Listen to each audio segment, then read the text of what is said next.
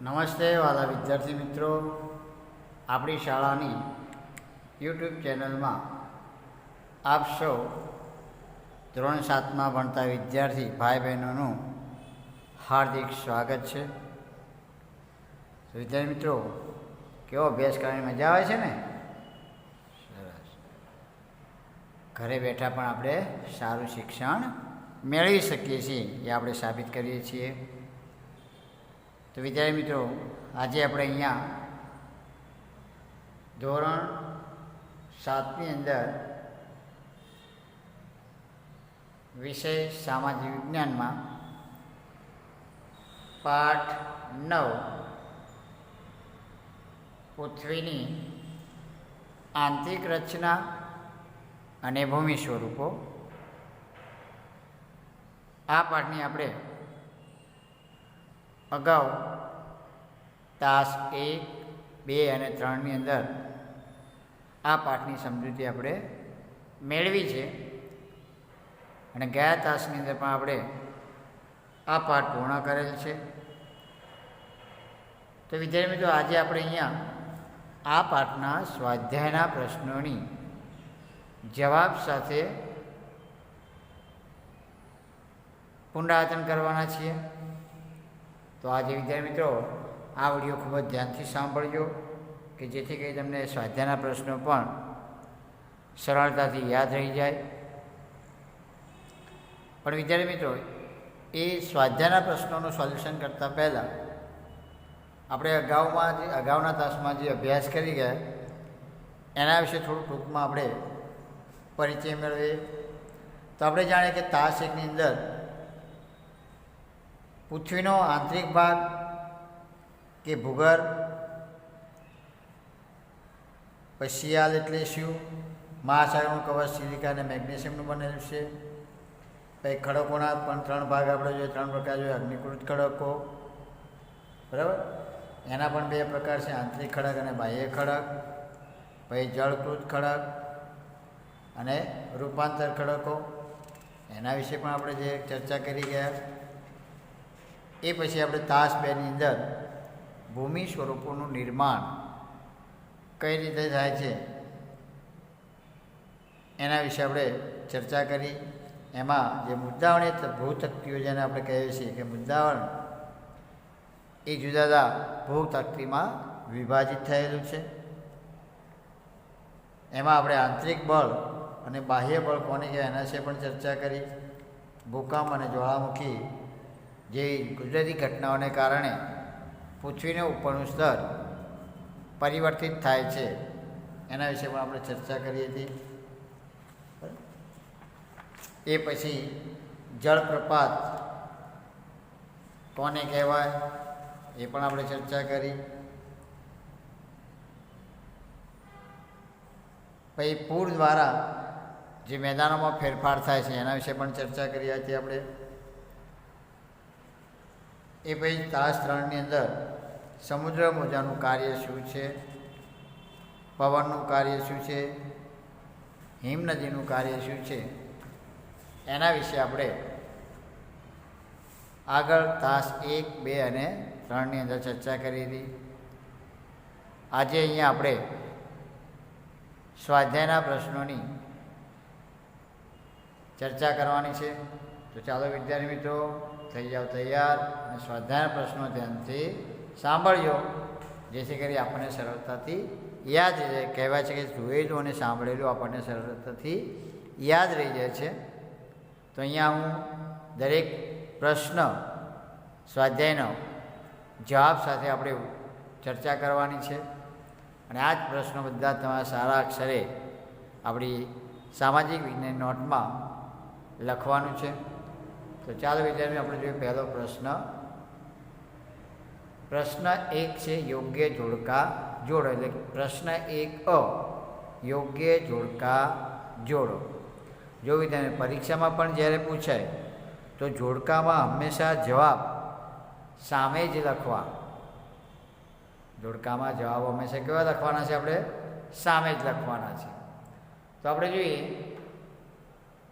તો પહેલું છે અ અને બ વિભાગ.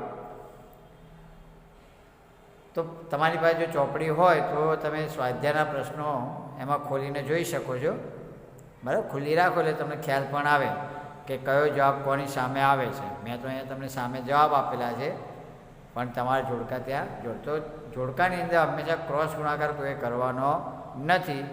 માત્ર ને માત્ર એની સામે જે જવાબ આવતો એ જ બહુ વિભાગમાં મૂકવાનો, જેમ અહીંયા મેં તમને દર્શાવેલું છે. તો પહેલું છે પૃથ્વી સપાટીનું સૌથી ઉપલું સ્તર.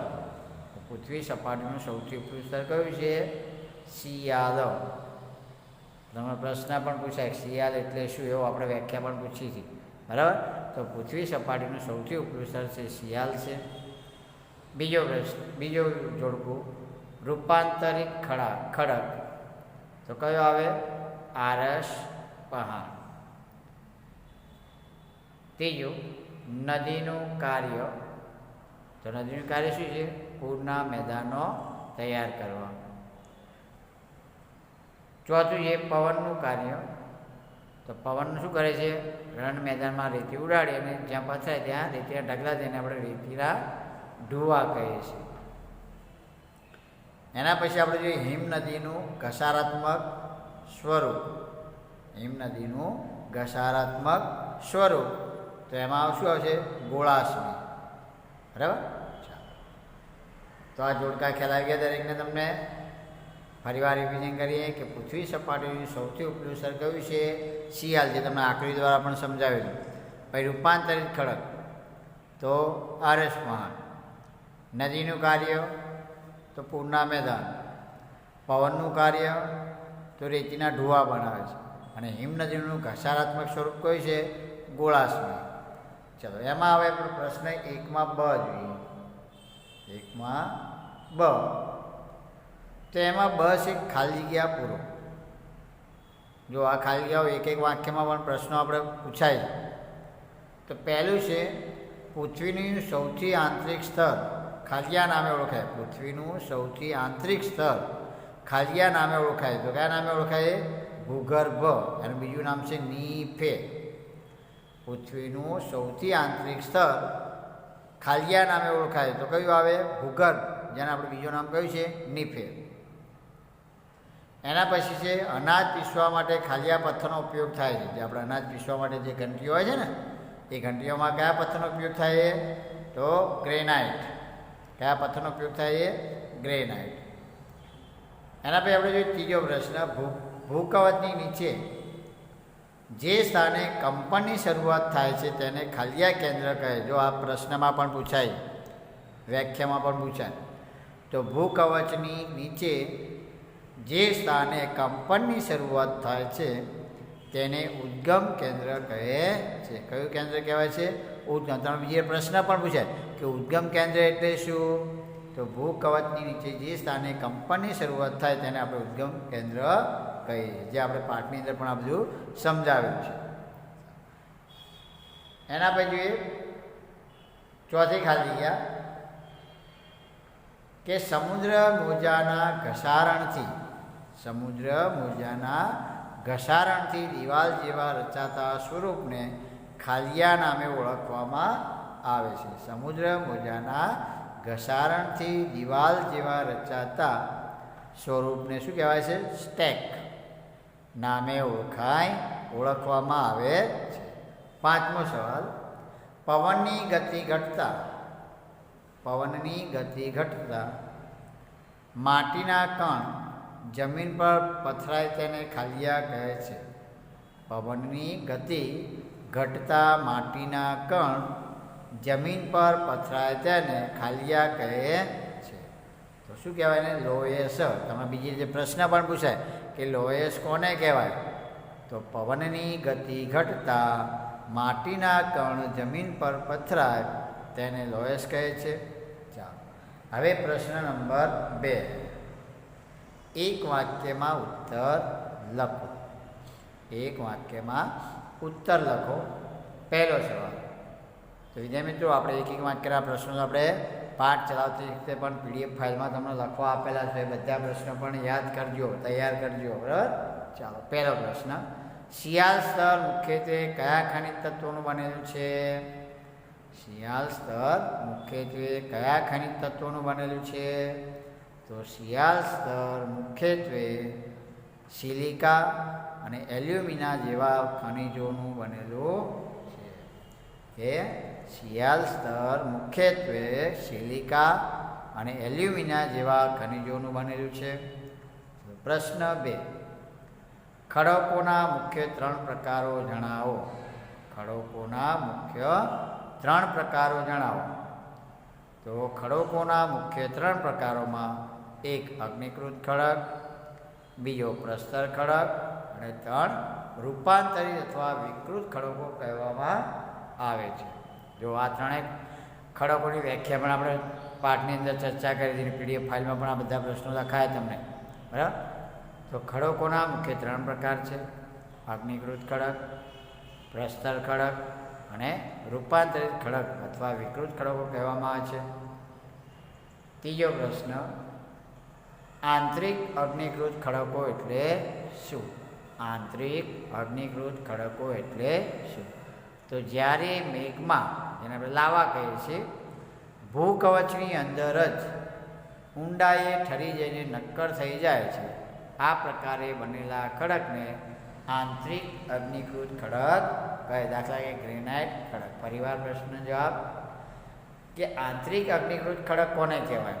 તો જ્યારે મેઘમાં, એટલે કે લાવા ભૂકવચની અંદર જ ઊંડાઈએ ઠરી જઈને નક્કર થઈ જાય છે, આ પ્રકારે બનેલા ખડકને આંતરિક અગ્નિકૃત ખડક કહે છે. દાખલા તરીકે ગ્રેનાઇટ ખડક, જેનો ઉપયોગ આપણે આગળ જોયા, એ ઘંટીની જે આટા ચક્કો એટલે કે ઘઉં દળવા માટેને જે ઘંટીમાં જે પથ્થર આવે છે એમાં આ ગ્રેનાઇટ પથ્થરનો ઉપયોગ કરવામાં આવે છે. હવે જોઈએ ચોથો પ્રશ્ન, આંતરિક બળ એટલે શું? તો પૃથ્વીની સપાટીની નીચેના ભાગોમાં જે બળ નિર્માણ પામે છે તેને આંતરિક બળ કહે છે. પૃથ્વીની સપાટીની નીચેના ભાગોમાં જે બળ નિર્માણ પામે છે તેને આંતરિક બળ કહે છે. તો ભૂકંપ અને જ્વાળામુખી દ્વારા જે દબાણ સર્જાય છે, બરાબર, તેને આપણે આંતરિક બળ. ફરીવાર કે પૃથ્વીની સપાટીની નીચેના ભાગોમાં જે બળ નિર્માણ પામે છે તેને આંતરિક બળ કહે છે. તો ભૂકંપ અને જ્વાળામુખી દ્વારા જે દબાણ સર્જાય છે તેને આપણે આંતરિક બળ કહે છે અથવા આંતરિક દબાણ કહીએ છીએ. એના પછી જળપ્રપાત કોને કહે છે? જળપ્રપાત અથવા જળધોધ કોને કહે, એમ પણ પૂછાય. જળધોધ કોને કહે છે? તો નદીના પાણીનો પ્રવાહ, પાણીનો પ્રવાહ ઊભા કે સીધા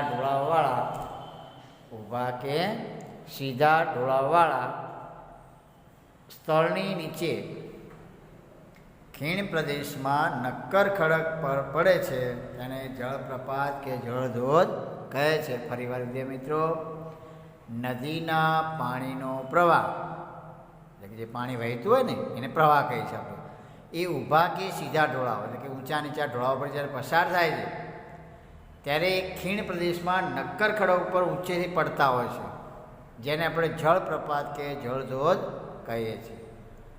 હવે જોઈએ પ્રશ્ન 3. ટૂંકનોંધ લખો.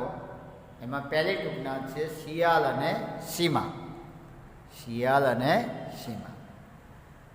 તો પૃથ્વીનો આંતરિક અભ્યાસ કરતા તેના ઉપરના ભાગમાં પોપડો આવેલો છે તેને ભૂકવચ કહે છે. પૃથ્વીનો આંતરિક અભ્યાસ કરતા, એટલે પૃથ્વીના અંદરનો જે અભ્યાસ કરતા તેના ઉપરના ભાગમાં આવેલો જે પોપડો છે તેને આપણે ભૂકવચ કહેતા. પ્રશ્ન પણ ભૂકવચ એટલે શું આપણે પૂછેલો છે નાના વાક્યોમાં, બરાબર.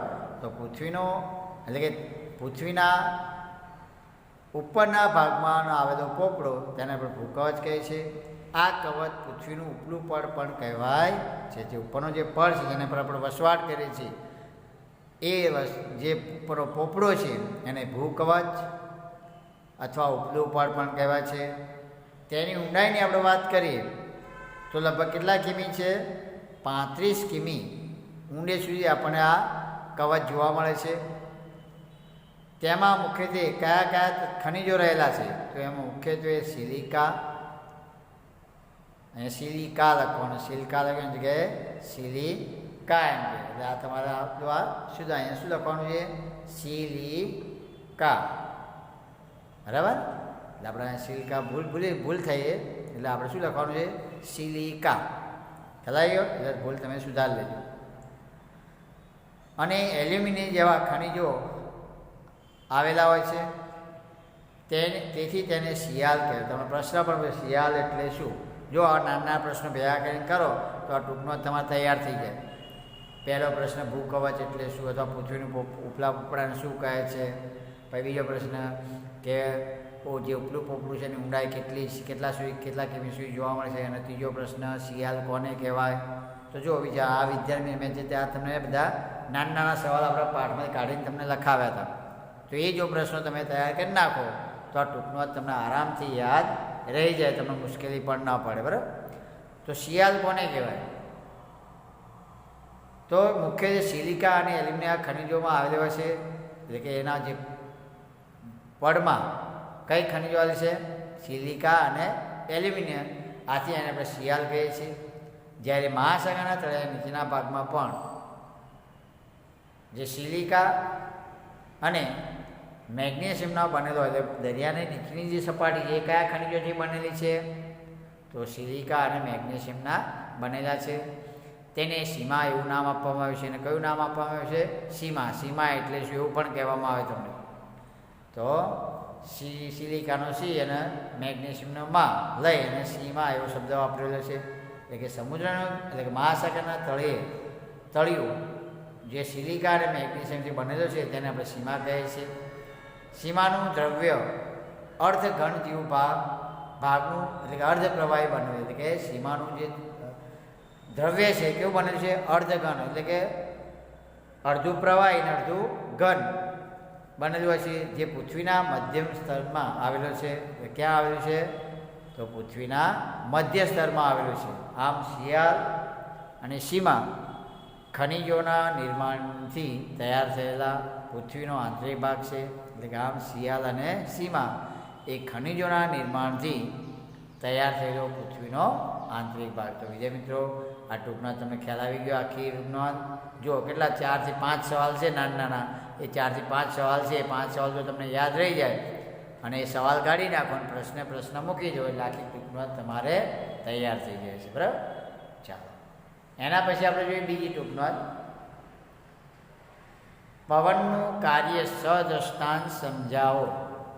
પવનનું કાર્ય સદ્રષ્ટાંત સમજાવો. તો આપણે આગળ પવનના કાર્ય પણ પાઠની અંદર સમજૂતી આપી દીધી. તો પવન તો એક તો ઘસારણ અને નિક્ષેપણનું એમ 2 પ્રકારનું કાર્ય છે. પવન કેટલા પ્રકારનું? 2 પ્રકારનું કાર્ય. કયું? એક તો ઘસારણ અને બીજું નિક્ષેપણ. ઘસારણ એટલે પર્વતોને ઘસવા, અને નિક્ષેપણ એટલે એક જગ્યાએ બીજી જગ્યાએ લઈ જવું. એમ કે પવન બાહ્ય પરિબળ છે. એટલે પવન એ શું છે? બહારનું પરિબળ છે. જે બહાર પવન ફૂંકાતો હોય ને એના કારણે જે પથ્થરો કે ખડકોને અથડાય એટલે એમાંથી નાના કણો છૂટા પડે અને પોતાની સાથે ઉડાડી, એટલે પવન પોતાની ગતિની સાથે લઈને બીજી જગ્યાએ છોડી દે. જેનો પ્રવાહ ઘટી જાય, વેગ ઘટી જાય, ત્યાં છોડી દેતું હોય છે. રણપ્રદેશમાં પવન સતત ફૂંકાતો હોય, એટલે રણપ્રદેશમાં આપણે જાણીએ છીએ કે પવન સતત ફૂંકાતો રહેતો હોય છે. આથી રણમાં રહેતી એ પવનની સાથે ઉડીને એક જગ્યાએ બીજી જગ્યાએ જતી જોવા મળે છે. અને જ્યાં એનો પ્રવાહ ઘટી જાય ત્યાં એ છોડી દેતો હોય છે. અને આ રીતે રેતીના ઢગલા તૈયાર થતા હોય, જેને આપણે ઢૂવા કહીએ છીએ. એટલે કે ઢગ રચાય છે તેને ઢૂવા કહે છે. તો ઘણીવાર રેતીના કણો ખૂબ જ વેગથી સખત ભૂભાગોને ઘસારો કરતા, એટલે કે ઘણી વખત જે રેતીના કણો છે એ પણ પવનનો વેગ વધતા પવનની સાથે ઉડતા હોય છે ને સામે પર્વતને કે પથ્થરને ખડકને અડથડાતા હોય છે. અને એના કારણે પણ એ પર્વતો તૂટતા હોય છે, ઘસાતા હોય છે. એટલે કે ભૂમિ પર આવેલા ભાગોને ઘસારો કરે છે અને તેના લીધે ભૂસત્ર ખડક રચાય છે. આપણે જાણીએ છીએ કે પવન જ્યારે ફૂંકાતો હોય ત્યારે જે રેતીનો ભાગ નીચેના ભાગમાં હોય છે, આથી જે રેતીના ઢગલાઓ હોય છે અથવા ખડકો હોય છે એ મોટાભાગે નીચેથી ઘસારો થતો હોય, જ્યારે ઉપર છત્રી જેવું રચાતું હોય છે. એટલા માટે એને કેવો કહેવાય છે?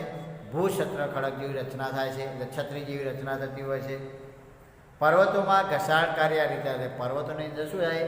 આ રીતે ઘસાણ થાય. એટલે પર્વતનો નીચેનો ભાગ ઘસાતો હોય છે જ્યારે ઉપરનો ભાગ છત્રી જેવો રહેતો હોય, તમે ઘણી જગ્યાએ આવા પથ્થરો ઘસાતા તમે જોયા હોય છે, બરાબર. અને ગુફાઓનું નિર્માણ થાય, આ રીતે શું થાય છે? ગુફાઓનું નિર્માણ થાય છે.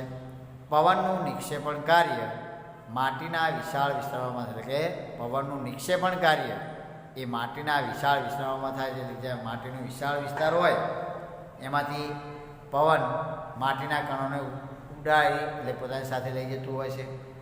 પર્વતો ઘસારણ દરમિયાન છૂટા પડેલા માટી કણો જ્યાં પથરાય છે તેને નિક્ષેપણ કહે. એટલે કે પર્વતોમાં જે ઘસાણ દરમિયાન એટલે પવન અથડાવાને કારણે જે પર્વતોના કણો છૂટા પડતા હોય છે એ માટીના કણો પવન સાથે જતા હોય છે, અને જ્યારે પવનની ગતિ ઘટતા એ કણો ત્યાં નીચે પથરાઈ જતા હોય છે, અને આ રીતે નિક્ષેપણ થાય છે.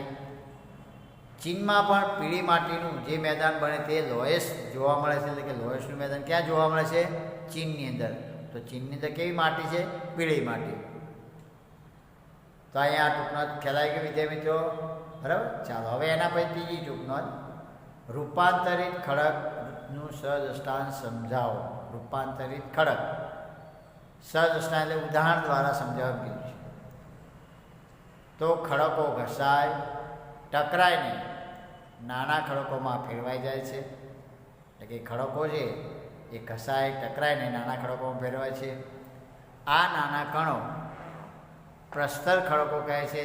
એટલે કે ખડકો ઘસાઈને ટુકડા થાય, બરાબર, તો એવા ખડકોને અને નાના નાના ખડકોમાં ફેરવાઈ જાય છે. આ નાના કણોને પ્રસ્તર ખડકો કહે છે. આ નિક્ષેપ પવન, હવા કે પાણી દ્વારા અન્ય સ્થળે જાય છે. એટલે કે આ જે નાના નાના કણો છે એ પવન દ્વારા જે ઘસાઈને પવન, હવા કે પાણી દ્વારા અન્ય સ્થળે જાય છે અને નિક્ષેપ એને ત્યાં પથરાય છે. આ નિક્ષેપિત ખડક દબાઈને, એટલે કે જે આ કણો ઘસરાઈને એક જગ્યાએ બીજી જગ્યાએ જાય છે અને એની પર ઉપરાસાપી જે કણોના સ્તર થાય છે અને એના દબાવવાને કારણે એ નક્કર ખડકો સ્તર બનાવે છે. અને આવા ખડકોને કેવા કહેવાય છે? પ્રસ્તર ખડકો. તમને પ્રશ્ન પણ પૂછાય, પ્રસ્તર ખડક એટલે શું? તો ઘસારણ દ્વારા અથવા નિક્ષેપણ દ્વારા જે નાના નાના કણો એક સ્થળે બીજા સ્થળે રૂપાંતરિત થઈ જે પથરાય છે અને એમાં દબાણ આવવાને કારણે જે નક્કર ખડકોની રચના થાય છે તેને પ્રસ્તર ખડકો કહેવાય છે. તો દાખલા કે ઉદાહરણ આપીએ હોય તો રેતાળ પથ્થર રેતના કણોથી બનેલ છે. એ રેતાળ પથ્થર જે આવે છે એ રીતના કણોથી બનેલ છે. જ્યારે અગ્નિકૃત અને જળકૃત ખડકો અતિશય દબાણને કારણે રૂપાંતરિત ખડકોમાં ફેરવાય. એટલે કે અગ્નિકૃત ખડક અને જળકૃત ખડકો અતિશય દબાણને કારણે રૂપાંતરિત ખડકોમાં ફેરવાઈ જાય છે. તો દાખલા એ ચીકણી માટીમાંથી સ્લેટ બને છે. એ જ રીતે ચૂનાના પથ્થરમાંથી આરસપહાણ બનાવવામાં આવે છે. તો વિદ્યાર્થી મિત્રો, સ્વાધ્યાયને આપણે પ્રશ્ન 1 એમાં અ અને બ, અમાં જોડકા જોયા, બમાં ખાલી જગ્યા. પ્રશ્ન 3માં એક વાક્યમાં ઉત્તર આપો. અને ત્રીજો પ્રશ્ન ટૂંકનોંધ, એમાં આપણે 3 ટૂંકનોંધોની ચર્ચા કરી. તો વિદ્યાર્થી મિત્રો, આ જે પણ પ્રશ્નો મેં તમને સમજૂતી આપી એ પ્રશ્નોમાં તમને સંપૂર્ણ ખ્યાલ આવી ગયો હશે. છતાં પણ કોઈ પ્રશ્નમાં કોઈ મુશ્કેલી હોય તો આપેલ કોન્ટેક્ટ નંબર ઉપર સંપર્ક કરી એનો ઉકેલ મેળવી લેવો. વિદ્યાર્થી મિત્રો, હજુ આપણા આ પાઠના સ્વાધ્યાયનો જે પ્રશ્ન 4 છે, કયો પ્રશ્ન? પ્રશ્ન છે આપણે અહીંથી 1 થી 3 પાઠ જોયા. હવે આપણે કયો પ્રશ્ન જોવાનો છે? ચોથો પ્રશ્ન. તો એ ચોથો પ્રશ્ન આપણે જે મોટા પ્રશ્નોનો છે એ આપણે આવતા તાસમાં જોઈશું. કેમ કે બધા મોટા પ્રશ્નો ભેગા થાય તો તમને યાદ રાખવામાં ખૂબ મુશ્કેલ પડે, વળી લખવામાં પણ ઘણી બધી તકલીફ પડે. તેથી આપણે સ્વાધ્યાયના 2 ભાગ પાડ્યા છે. તો વિદ્યાર્થી આ સ્વાધ્યાયના પ્રશ્નો પ્રશ્ન 1, 2 અને 3 એ સારા અક્ષર નોટમાં લખી દેવા અને પરીક્ષા માટે પણ તૈયારી કરવી કે જેથી કરી આપણને પરીક્ષા સમયે આપણને યાદ રહી જાય. અને વિડીયો પણ ધ્યાનથી સાંભળજો. એક વખત ખ્યાલ ના આવે તો બીજી વખત પણ વિડીયો જોશો તો તમને બધા જ પ્રશ્નોની સમજણ પડી જશે. તો ચાલો વિદ્યાર્થી મિત્રો, આવજો. જય હિન્દ, જય ભારત.